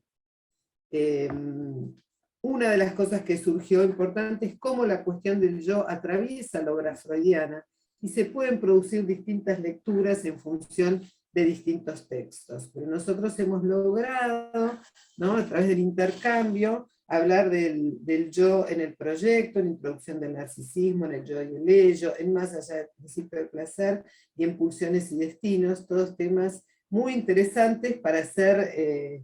para entrar en diálogo tanto con la clínica como con los mitos del origen de la mente, ¿no es cierto? Amor, realidad, superyo, carácter, sueños, ¿no? Y conciencia fueron temas muy interesantes como para seguir comentando. Algunas notas al pie en relación a la música, a Pierre Aulagnier y a Winnicott. Todo ha resultado muy interesante y yo muy agradecida de haber podido intercambiar con nuestros colegas. Bien, bueno, y nuestra mesa también, la verdad que ha sido como muy enriquecedor todo el intercambio que se fue dando. Si tuviese así como que definir un poco cada uno de los trabajos, voy a utilizar una palabra, pero que claramente es una síntesis extrema, pero fuimos por el lado del deseo, fuimos por el lado del trauma, fuimos por el lado del síntoma y fuimos por el lado de las transferencias, ¿no? Un poco esos caminos recorrimos. Lo interesante de todos los trabajos es que todos tenían una línea conductora, ¿no? Y bueno, básicamente el tema de los traumas y de las transferencias versaron bastante, tuvimos mucho material clínico. Lo interesante de estos materiales clínicos es que por lo menos hubo un par que son de primeras experiencias en el trabajo como analistas, lo cual es muy enriquecedor todo eso porque conlleva a ese trabajo extra que uno hace y todo ese ponerle mucha cabeza y con situaciones a veces muy extremas, desde enamoramientos con el analista, a situaciones de tener que tolerar relatos muy crudos y cuál es el lugar que va teniendo el analista en todo este devenir. Pensaba en ustedes fueron planteando un poco en sus mesas, bueno, tal vez un poco por lo que entendí, la de Silvia versó más por el lado de los sueños, ¿no? La de Vero por el yo, y la nuestra creo que fue más por el lado de las transferencias, que fueron tal vez como los tres ejes que se fueron dando un poco en la dinámica y en los debates que fuimos teniendo, ¿no? Lo interesante que pudimos escuchar en nuestra mesa es cómo se pudo articular desde la experiencia cuestiones de la clínica, o también un poco desde lo literario, o citas de Borges, lo cual también fueron como muy, muy enriquecedoras y muy pertinentes en ese sentido, de cuando uno se sorprende también encontrando un poco el psicoanálisis en algún punto visto por ahí, ¿no? Pero priorizamos siempre un poco en esta jornada la elaboración de estos trabajos, no sé, que bueno, buscamos de que tengan su coherencia, la producción singular y que hayan accedido, y que eso es algo que agradecemos un montón, a presentarlo, a compartirlo y a que podamos todos escucharnos y todos poder pensar en conjunto, que es un poco siempre la idea de esta jornada, ¿no? Poder pensar en grupo sobre esto. Y además valorar mucho también el trabajo que se hace en las cursadas, ¿no? Porque este es el fruto un poco de transitar las diferentes carreras, ¿no? El curso superior, la maestría, la especialización, y que aparezcan este tipo de producciones en esas cursadas, la verdad que nos alegra mucho, no solo desde las jornadas, sino bueno, también creo que desde la Secretaría Académica, nos pone muy contentos cuando los docentes nos presentan los trabajos y vemos que hay una producción que es interesante de ser compartida, ¿no? Y porque además vemos que hay mucho trabajo en estas producciones, ¿no? Así que en principio, bueno, agradecer a quienes presentaron hoy, a quienes recomendaron. Yo siempre agradezco a los docentes que siempre tienen en cuenta esta jornada y que me escriben o mandan, o enseguida cuando preguntamos están ahí, y que además hoy también hay muchos que están acá, así que eso lo agradezco personalmente y desde la Secretaría. Espero el año que viene contar de nuevo con ustedes. Y en principio, bueno, nada, creo que hemos podido hacer todos un recorrido como muy interesante de este trabajo. Inés, ¿querés...?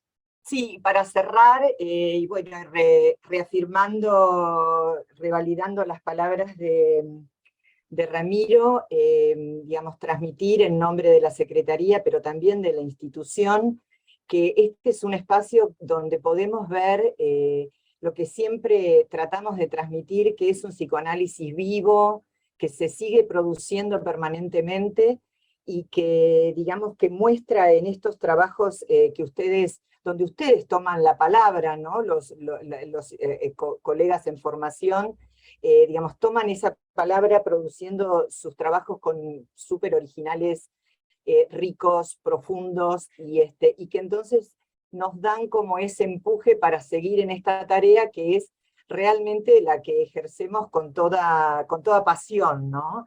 Así que, nada, agradecerles absolutamente a todos, y como decía hace un rato Alicia Levín, y también en nombre de Perla Frenkel, las coordinadoras de nuestras carreras de maestría y especialización, esperamos que este sea el punto de partida de sus futuras tesis y trabajos finales integradores. Así que, bueno, en nombre de la institución, gracias a todos, cada uno en su lugar, por la parte que aportó, y nos veremos el año próximo.